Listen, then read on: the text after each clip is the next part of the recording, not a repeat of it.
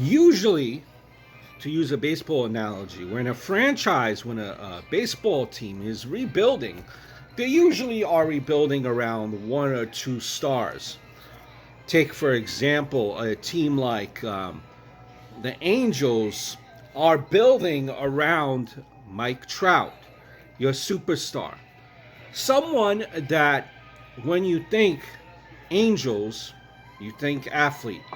Mike Trout, well, you think Los Angeles Angels. To parlay that to wrestling, Impact Wrestling has announced that they're signing, um, not actually, Luke Gallows and Carl Anderson announced that they have signed with Impact Wrestling, and they will be at Slammiversary. I think in addition to that, you will see EC3. I think you're going to have Gallows and Anderson, the Good Brothers, facing against the Rascals, who had that open invite. Exclusiveness. Impact Wrestling is rebuilding. I think we could all agree to that. This signing potentially could be a very great signing. I think it's a good signing. It could be a great signing. Could Gallows and Anderson, much like what they had in New Japan, talk of the town, toast of the town, with Bullet Club, could that translate into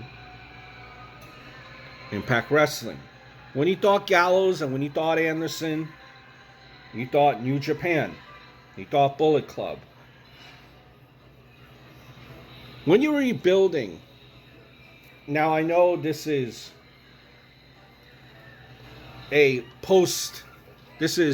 COVID era in wrestling. But I think when you're making signings, you have to make signings in your best interest if you're running Impact Wrestling for exclusiveness. Exclusiveness. When the Good Brothers are on, the only place I could catch them is Impact Wrestling. Now, if the Good Brothers are also working at Impact, they're working at MLW, they're working at Ring of Honor, they're working NWA, then that signing just seems like it's any old signing to me. Or I could catch the Good Brothers at a local indie event. And I don't necessarily have to tune into Impact Wrestling. But I know this is a COVID era right now that we're in. And the landscape, things about wrestling could be totally different than what we know it. It is already totally different. The premise of this whole video is to say, listen, this is a good signing, could be a great signing, but it all depends on, name value, name recognition. How will the Good Brothers be booked? How will their career be in Impact Wrestling? When you think Good Brothers, will you be thinking Impact Wrestling? Or will you be thinking about another indie fed? Or will you be thinking about everything combined into one? All indie feds.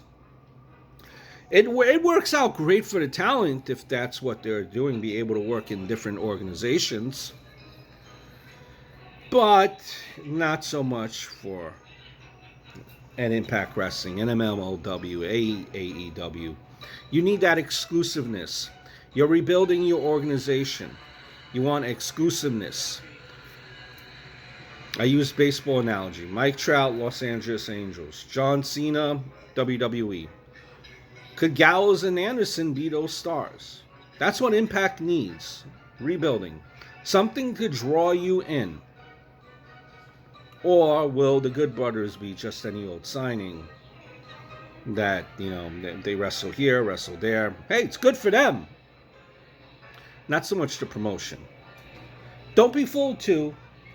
Those that saying that they're happy the 90 days is over, they might be happy to a point.